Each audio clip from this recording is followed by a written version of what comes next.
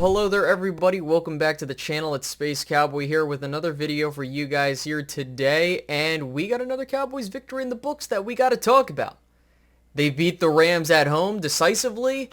They're 5-2, and they got a big matchup coming up on Sunday versus Philadelphia. But before we get into all that, if you could do me a favor and hit the like button, that'd be greatly appreciated. Subscribe if you're new and hit that notification bell as well to help support the channel and fight against the YouTube algorithm. So thank you guys so much for the support.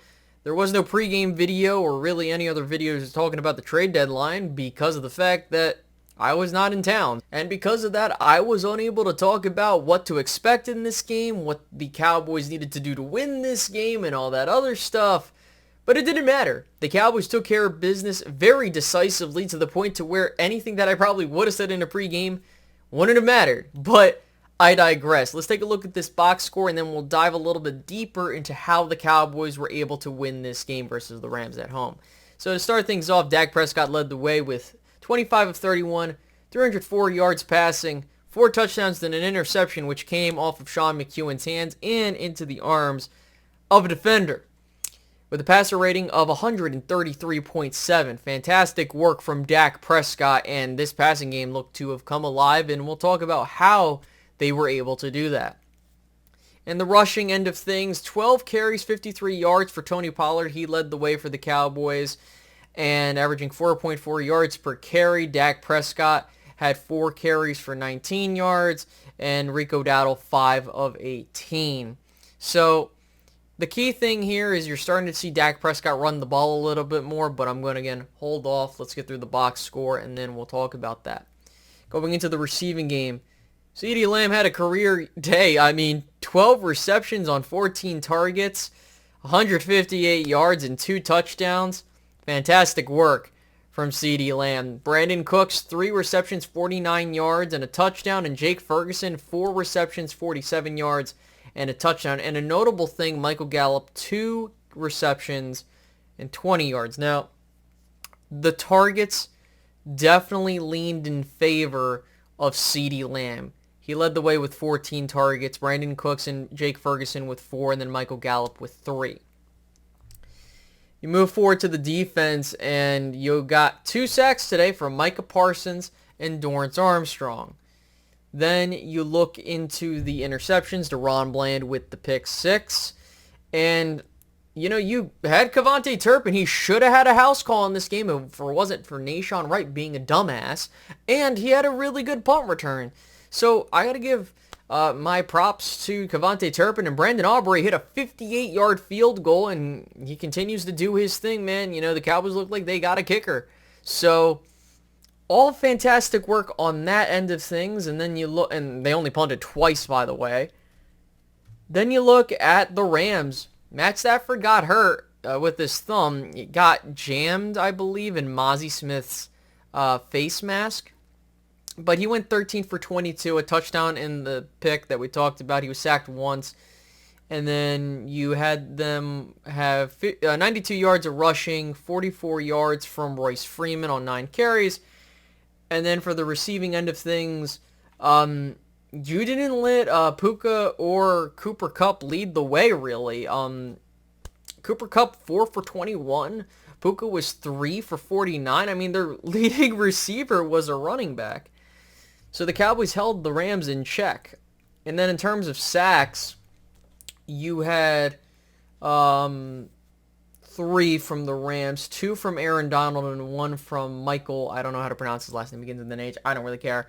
There's that, and the 1 interception was Jordan Fuller, who caught it because, god damn it, you had Sean McEwen bounce the ball up, and it went into the arms of a defender. You can't be doing that, my man. So there's that. I'm just pulling up team stats in case I need to reference a couple things here and there. But at the end of the day, this was a complete win by the Dallas Cowboys. On the offensive side of the ball, Dak Prescott in this aerial attack really got things going, and that's what we really needed to see. And the key thing was the targets went to the playmakers.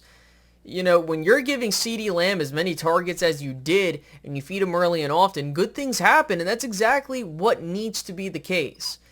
As I talked about it in the post game for the Chargers game, giving that many targets to Michael Gallup was just ridiculous. You shouldn't be doing that.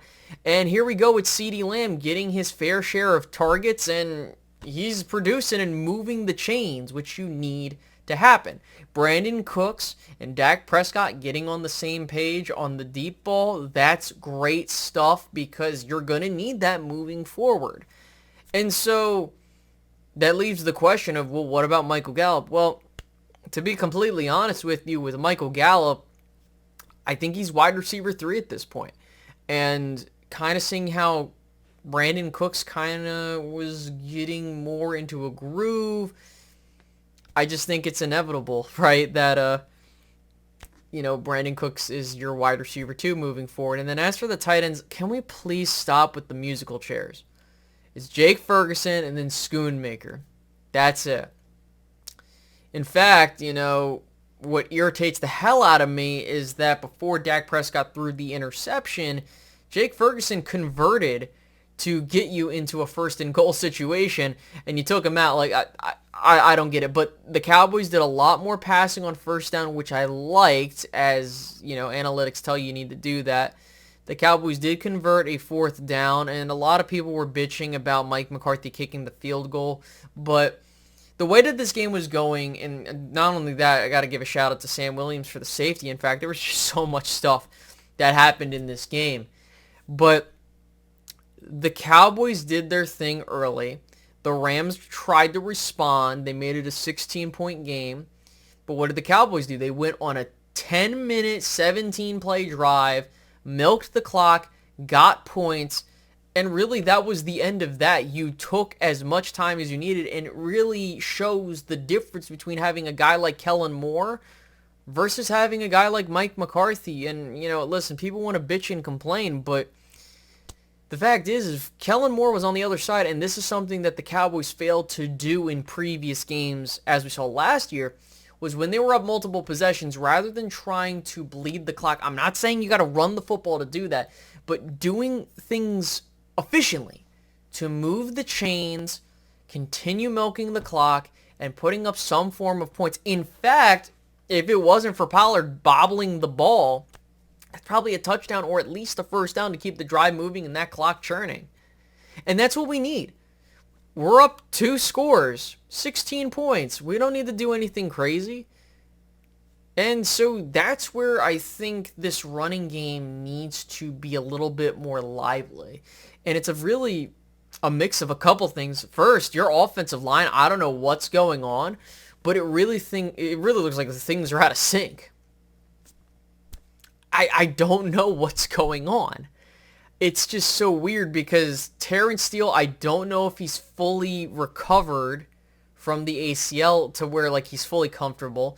Zach Martin got beat a couple times. I mean, when you're playing against Aaron Donald, it ain't easy, but yeah. Tyler Biadasz was okay, but he had a couple times here and there where it's like, what the hell?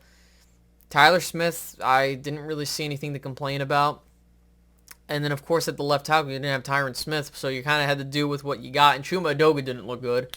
But, again, it is what it is. But when it comes to this running game, it's a bit of a mix of Tony Pollard not seeing the holes and reading it and going where where they need to go, and then your offensive line not opening the holes. And I understand that it's a hard thing to really look at and just be like, okay, well, it's easier said than done. Okay, this is what you got to do. But we're getting closer to midseason. In fact, our next game is in November. We're at the halfway point of the NFL season, and it's crazy to say that. And the Cowboys are 5-2, and they're in a fantastic position. This is the 3rd straight year that the Cowboys started 5-2 or better. And what's crazy about all this is that in the 21st century, they've had now 8 times where they've started 5-2. And they made the playoffs every single time. And you look at the way that the NFC starting to shape up. You do have the Eagles, who have the best record in football right now at 7-1. And if you really want to try and catch up, you need to beat them on Sunday night. Or, excuse me, the America's Game of the Week, whatever the hell it's called. But point being is you got to beat them Sunday. And you look, again, it's okay to have conversations about other teams because let's just call it how we see it. We're getting into the playoff race, right? Who's seeded where? And the Cowboys realistically have to deal with the Seahawks, who are 5-2. You now have the 49ers, who are 5-3. And there's like a drop-off after that. So I think it's important that the Cowboys keep winning games. You want to have at minimum a chance for that division title, or maybe, just maybe, you get a nice little wild card spot. You know, whether it be, and it's going to most likely be against the NFC South. So there's that. Now, the key thing here out of all of this is that the 49ers, after they beat us, they've lost 3 straight. After the Cardinals beat us, they've lost every single game. And I know a lot of people bitched and complained about, we lost. But shit happens in the league. I will say this. The Cowboys cannot afford to lose more ground. If they want to, listen, this game's going to tell us a lot. If the Cowboys win this game, that's a lot of pressure on the Eagles to keep up that momentum. And if you want to try and make it seem like Philly has no pressure to win this game, okay. But I guarantee you then, people are going to look at this Cowboys-Eagles matchup. It's going to be a damn good game, I'm hoping. Finally, Hurts and Dak will be ready to go. And if the Cowboys go into this game, like, let's just call it how I see it. The Eagles need to win this game if they really want to keep the Cowboys out of the first place spot and really be like, all right, and I'm going to just call it how I see it. If the Cowboys do win this game, there's a high likelihood that they can overtake them in the division race, but it's going to come down with this whole thing. And does it mean that the season's over if they lose the Philly? No, it doesn't mean that whatsoever. But they do need to take care of business on the road. Both of their losses came on the road and against the NFC West opponents that we talked about. But that's where we're at, guys. I don't want to keep going on and on and on, but that's where we stand. We're 5-2, had a complete win. Let's enjoy it. But after tomorrow, it's Philly week. So with that being said, I hope you guys enjoyed this video. I'll catch you guys in the next one.